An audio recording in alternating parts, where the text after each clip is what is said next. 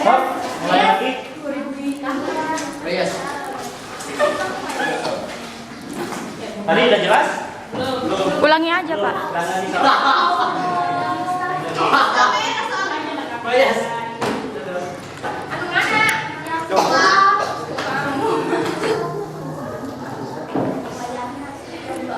Dari pertama. Asisten adalah seorang yang bertugas membantu manajer atau karyawan lain yang memiliki jabatan lebih tinggi untuk menyelesaikan pekerjaannya. Staf adalah untuk mencari istilah dan definisi yang lain dapat menggunakan kotak penelusuran. Staf. Ini yang belum jelas start ya. Start. Saya jelas. Sekali lagi, mulai. Staf adalah orang yang bekerja yang sesuai dengan keahliannya masing-masing.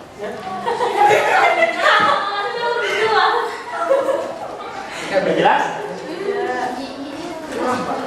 Atau ada yang mau membantu? Boleh?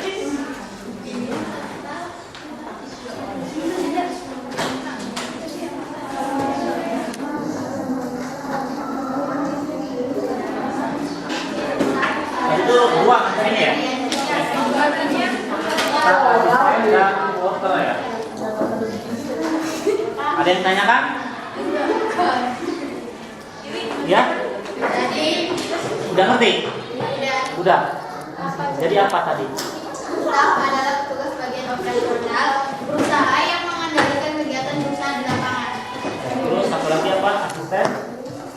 Asisten adalah seorang karyawan yang bertugas membantu manajer atau karyawan lain yang memiliki jabatan yang tinggi untuk menyelesaikan pekerjaannya.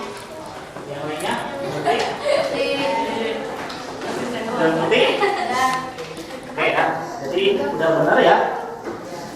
Tadi apa sih staf ya?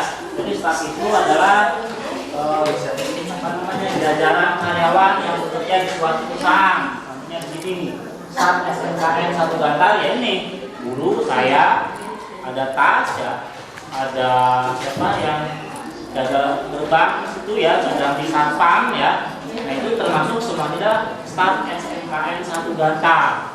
Tuh, staf jajaran karyawannya. Terus ada lagi asisten. Biasanya kalau asisten ini jabatannya lebih tinggi dari staf, dan biasanya dia adalah sebagai wakilnya. Jadi orang yang membantu atasan biasanya dinamakan asisten. Jadi semacam tangan kanannya lah ya. Kalau ini seperti wakasek ya, wakakurikulum. Semuanya ada Pak Budi, ada Pak Eko, siapa lagi? Pak Eko sekarang dijaga sama Pak Budi ya. Tadinya kan Pak Eko, sekarang Pak Budi. Nah itu namanya itu asisten. Kalau staf semua ya. Ada lagi worker. Worker itu istilahnya orang yang ada yang bekerja di lingkungan ini. Ini adalah pekerjanya. Contohnya saya dan guru yang lain dan para staf juga yang lain termasuk dalam worker atau pekerja. Oke, lanjut kelompoknya. Kelompok mana lagi? Kelompok berapa ini? 6 ya. Oke, materinya administrator. Ya, sok mangga. Administrator adalah orang atau orang-orang yang bertugas untuk mengurusi hal-hal administrasi. Yang lainnya udah jelas? Coba jelaskan. Pelan-pelan tuh, yang kenceng.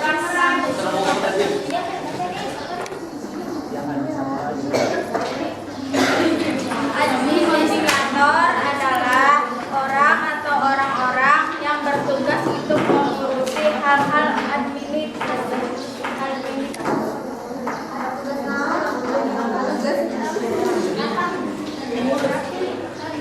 Contohnya, mungkin ya. Contohnya, Contoh.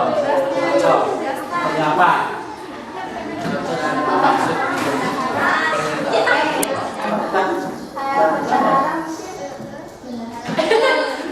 Kalau gitu desain sama.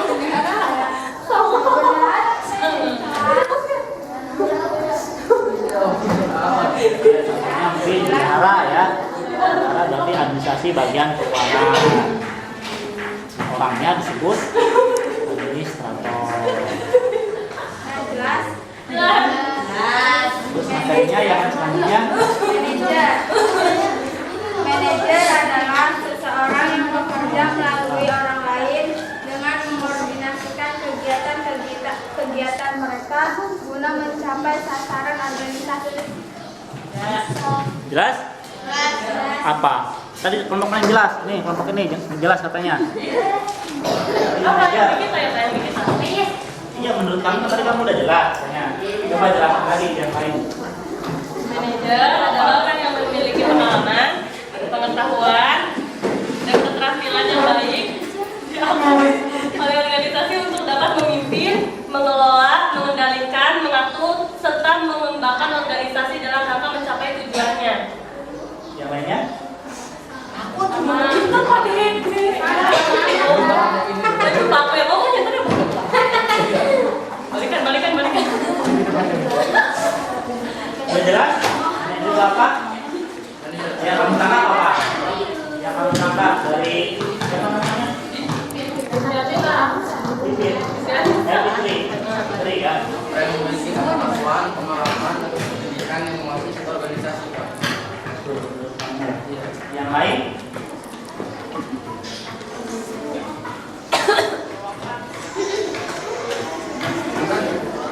Jadi intinya manajer ya. Itu kan manajer berasal dari kata manage ya. Manage itu mengatur. Jadi manajer orang yang mengatur jalannya perusahaan. Itu aja berarti simpel. Ya. Kalau rutinnya tadi simpelnya itu ya. Orang yang mengatur jalannya perusahaan. Mengatur apa? Mengatur kegiatan yang ada di perusahaan. Misalnya bagian ini diatur lagi. Misalnya yang nunjuk manajer, misalnya nunjuk ke para supervisor tolong awasi bagian departemen ini. Supervisor lain lagi suruh awasi lagi yang ini. Nanti supervisor suruh lagi ke karyawan lagi. Jadi yang paling atas manajer. Ada lagi di atas manajer ya, ada GM manajer. Ada lagi direktur. Ada lagi presiden direktur. Ya, seperti itu. Jadi bertahap. Nah, manajer berarti orang tertinggi itu berapa? 1, 2, 3, 4 ya. Orang tertinggi tempat di perusahaan. Manajer. Jadi satu manajer membawahi satu departemen. Ya, satu manajer membawahi satu departemen. Di sini ada beberapa supervisor yang membawahi beberapa stafnya. Contohnya di sini yang namanya sekolah pampuri guru kan ada beberapa ya. Yang kayak siapa lagi? Budi. Terus apa lagi ya? Saya baru tahu 2 ya, sekolah kurikulum ya. Ini beda-beda ya. Nah, jadi terus ada lagi di bawah kurikulum ada yang namanya Apro. Program, namanya di akuntansi. Programnya Bu. Nah, di budaya itu yang mengatur, misalnya saya, Pak Dede. Kalau Pak Dede materinya ini, Bu Yesa materinya ini, Bu Luna materinya ini, Ibu Dara yang mengaturnya. Saya menjalankan. Ada kesalahan saya, ketahuan sama kepala sekolah, nanti yang kena Bu Hera. Setelah Bu Heranya kena, kalau Bu Heranya galak, yang kena guru-guru yang menanggisnya. Seperti itu. Kalau saya, nggak ada lah di bawahnya. Makan sendiri aja, kesalahan. Seperti itu ya. Jadi manajer itu orang yang mengatur jalannya suatu perusahaan. Ya simpel aja. Materinya cuma 2. Oke. Terus kelompok mana lagi ya belum? Kelompok ini ya. Materinya apa?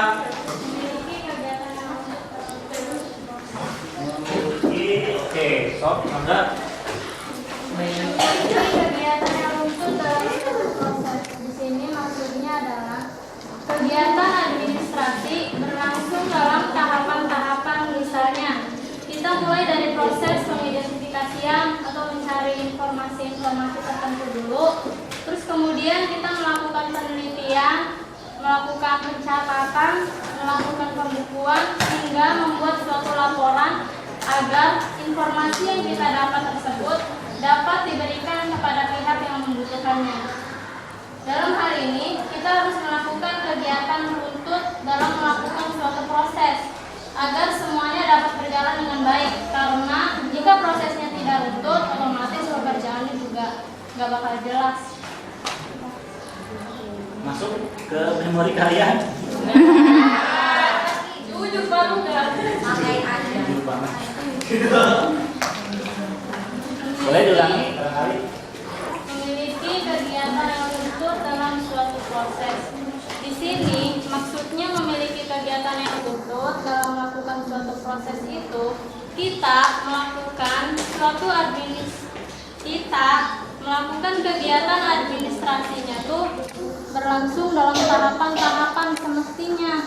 Jadi tuh kita mulai dari proses pengidentifikasian, kemudian kita neliti, terus nyatet apa informasinya, terus bikin laporan biar laporannya tuh jadi sebagaimana mestinya, biar bisa dipahami sama pihak yang membutuhkan. Jelas?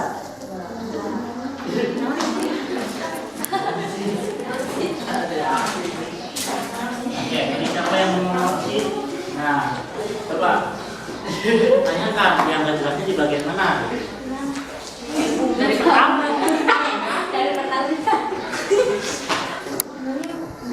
Barangkali ada yang membantu untuk menjelaskannya. Yang lainnya mengerti? Mengerti ya? Semua Pak. Padahal udah jelas, benar ya, sangat benar sama. Udah jelas sebenarnya. Jadi intinya gini ya. Saya bikin aja ya, simpelnya aja. Jadi di sini ketika kita melakukan sesuatu, nggak mungkin kan yang namanya acak-acakan atau misalnya ketika kalian mulai dari bangun pagi, biasanya apa dulu? Mandi dulu. Mandi, Makan. Baju lah.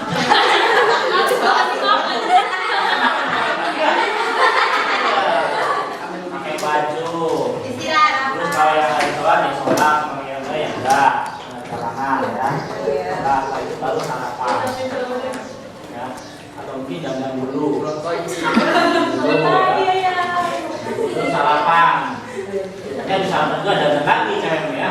Iya. Kalau dia makan sih, ya seperti itu. Itu kan rutin kalian. Apa namanya? Kalian lakukan setiap pagi. Sampai ke sekolah, sampai istirahat, jajan ya, terus pulang lagi terus jadi seperti itu. Coba kalau kaliannya lakukan sehari aja, jadi langsung meloncat aja nggak mandi dulu. Maksudnya pagi langsung sarapan, pakai baju. Ya, ada satu kegiatan yang dilewati aja, kebayang gimana? Nanti kan nggak benar kan, hasilnya nggak benar.